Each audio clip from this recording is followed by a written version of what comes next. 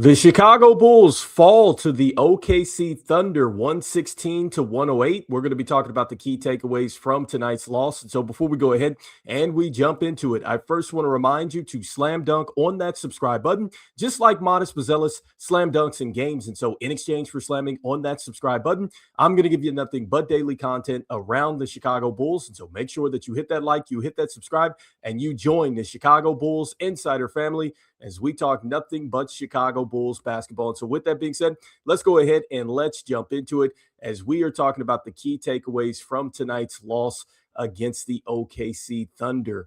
And so, look, the Chicago Bulls, I think, did compete in this game. I will give them some credit. They were able to really put on a nice little run there in the fourth quarter late to almost come back in this game. I thought that even though they were down by double figures, I think that this team continued to compete. But there are some injury concerns as Matas Buzelis and also to Josh Giddey went down with some road ankles. And so let's go ahead and let's jump into just what everybody did from the starters to the bench here. And so starting with the starters and starting with Josh Giddey. And so with Josh Giddey, you see that the numbers were there. And I think that he competed extremely hard, especially coming back from a rolled ankle. And so 14 points, a negative 15 in the plus minus box score. He had 4 turnovers as well, 2 blocks. He had the 9 assists. He also had the 8 rebounds. He was 1 of 2 from the free throw line, 3 of 7 from downtown, and 5 of 12 from the field in 33 minutes. And so I just thought that Josh Giddey was really active in this game. And I also think that he showed some toughness too, because he did roll his ankle and he came back out there and he continued on playing in this game. And so a nice game, I think, from Josh Giddey, almost getting to the triple-double. And again, I think just showing some toughness there, which we already knew he had that. And so next, Tre Jones. And so Tre Jones continues to be a solid player here for the Chicago Bulls. We talk about this on a night-to-night basis. And so in this one, 15 points, a negative 18 plus or negative 18 in the plus minus box score. You see that he also had the 2 turnovers. He had 2 assists, 2 rebounds. He also had a 2 of 2 performance from the free throw line, 3 of 5 from deep, and 5 of 10 from the field in 26 minutes. And so with Tre Jones in this game, I like the fact that he was actually knocking down some 3-point shots. This is something that we know he can do. He really doesn't take a whole bunch of those, but Tre Jones is always great as far as getting downhill and getting to the basket. But I think that he's certainly going to be on offensively when he's knocking down the 3-point shots. And so again, I know it's a negative in the plus minus box score, but still Tre Jones was an impact here for the Chicago Bulls tonight. Next up, Matas Buzelis. And so Matas Buzelis, I think, was on his way to a pretty good game. I love the stuff that we're seeing from him over the last 3 games. I think he's led the Bulls in scoring. And also, too, he's in the chase for 100 block shots on the season, which I think that is still very much on the table. And so 11 points in this game.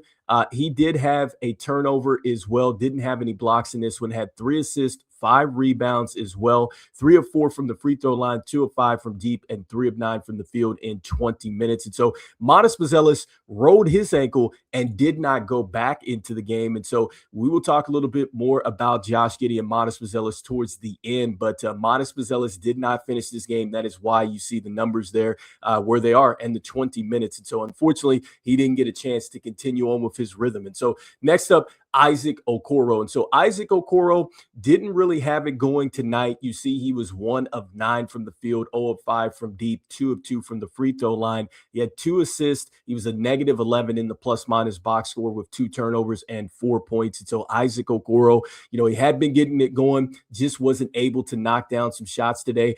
But a player that was able to knock down some shots for us, that was Guerschon Yabusele, the dancing bear. And so, look, he was feeling it today, showing that confidence that we saw before with him from downtown. And so today, 4 of 10 from downtown. And he scored the 18 points. He also had the 12 rebounds as well. And so did a great job as far as getting to the boards for us.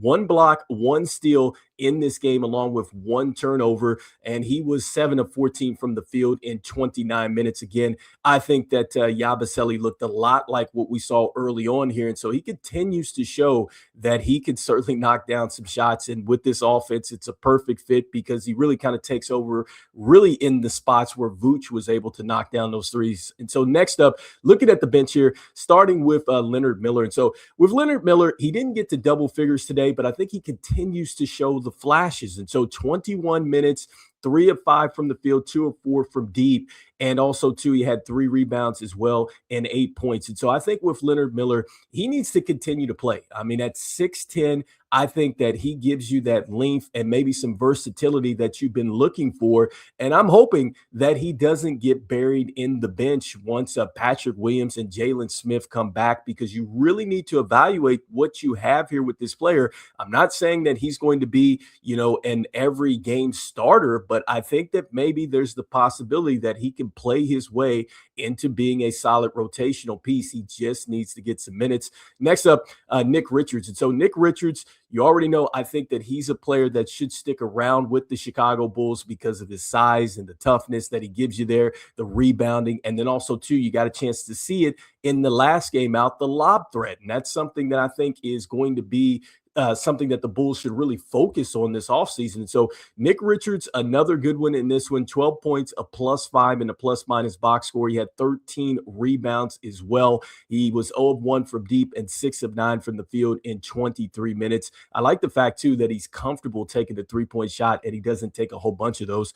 Next up, Lachlan Ubrick. You see that he was able to get in the game late, if you got a chance to see that. So he had 2 assists and 2 rebounds and a +8. I think this is another player that should be getting some minutes as well. Next up, Colin Sexton. And so it's super impressed with Colin Sexton. I mean, he had a buzzer beater at the end of the second quarter going into the half and everything else. And so he just continues to play with a lot of energy. He's feisty on defense. I love that about him. I just don't know if Colin Sexton is going to be with the team next season. He is going to be a free agent and everything else. But, man, he comes in and he gives this team an immediate spark. And so he did a great job again with scoring 20 points in this one, a -2 in the plus-minus box score. He did have 2 assists as well, 5 of 6 from the free throw line, 3 of 8 from deep, and 6 of 14 from the field in 28 minutes. I liked how he was able to draw a lot of contact and get to the free throw line. He had a nice and one, too. Next up, Rob Dillingham. And so with Rob Dillingham, Rob just continues to show some flashes at times and just really hasn't turned the corner necessarily for the Chicago Bulls. And so I did love the drive that he had on Alex Caruso. If you got a chance to see that, you got a chance to see what Rob Dillingham can do really in being a one-man fast break, the handles, the speed, the ability to turn the corner and finish like that. Like, that is what I think people were looking for from Rob Dillingham when they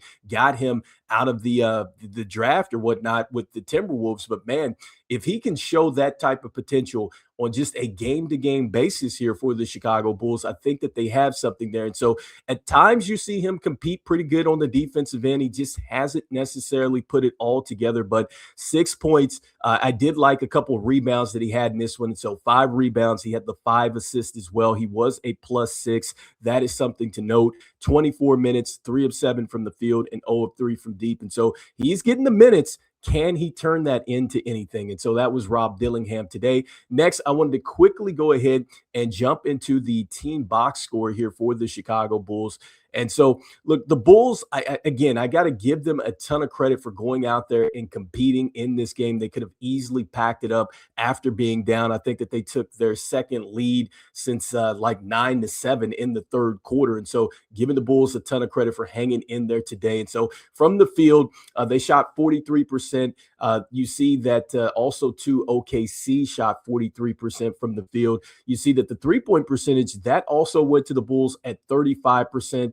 OKC 24% from there. And then with the free throws, 83% for the Thunder, just 68% for the Bulls. And so they left some money there at the free throw line. So that could have been a difference down the stretch there.